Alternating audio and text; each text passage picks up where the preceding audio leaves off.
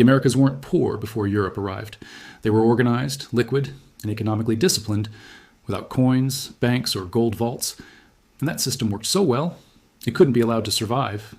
So why did Europe dismantle it instead of adopting it? Welcome to the Wealth Timeline, where we uncover how money, power, and history intertwine to shape the world we live in. And today's story begins with a reality most textbooks skip. Before European colonization, the Americas were not economically primitive.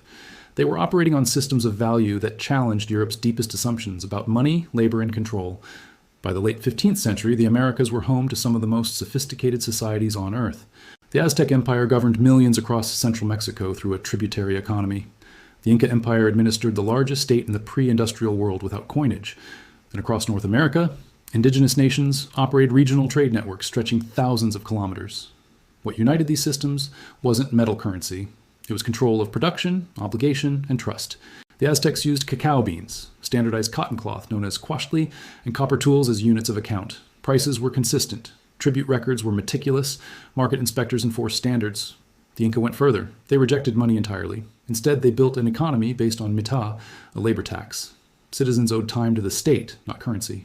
In return, the state provided food security, infrastructure, and disaster relief. Economic data was recorded using quipu, knotted cords that encoded quantities and obligations.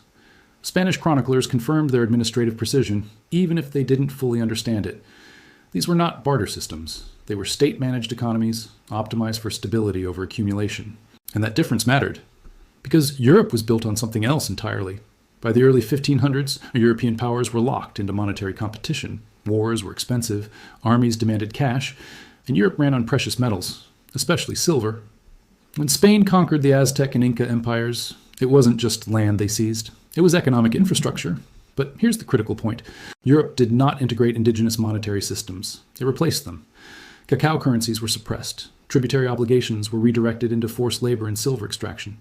The Inca mita'a was repurposed into the mita minera, sending indigenous laborers into mines like Potosi. By the mid-16th century, Potosi alone was producing up to 60% of the world's silver. That silver didn't stay in the Americas. It flowed to Europe and then to China, fueling the first truly global monetary system. Meanwhile, indigenous economies collapsed, not from inefficiency, but from structural incompatibility.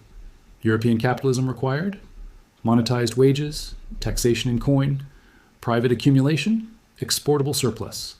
Indigenous systems prioritized stability, redistribution, larger state obligation, communal resilience. You cannot run both simultaneously, so Europe chose one and erased the other. The breaking point came not with conquest, but with policy.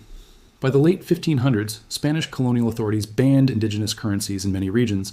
Markets were reorganized around Spanish coinage. Tribute was demanded in silver, not goods or labor obligations. The consequences were catastrophic. Communities that once met obligations through seasonal labor now needed cash. To get cash, they entered exploitative labor systems.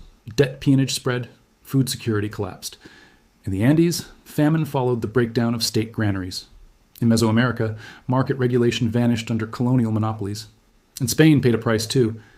The Silver Flood triggered Europe's first major inflationary crisis, the Price Revolution.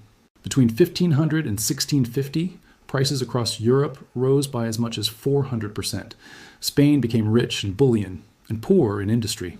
The system that replaced indigenous economies wasn't more stable, it was more extractive. And its consequences still shape the world. Today, global finance still reflects this shift. We measure value almost exclusively in money, not labor, resilience, or obligation. GDP counts extraction, not sustainability. Markets reward growth, not stability. Yet modern economics is quietly rediscovering old truths. Universal basic services, labor credits, community-based resource management. These ideas echo systems the Americas perfected centuries ago.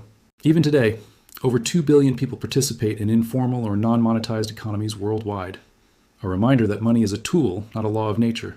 The erased systems were not failures. They were alternatives, and alternatives are dangerous to empires. So what does this story leave us with? First, money is not inevitable. It is designed. Second, economic systems reflect power structures, not natural law. Third, when a system threatens control, it isn't debated, it's replaced. Because in the timeline of wealth, every rise comes with a hidden cost.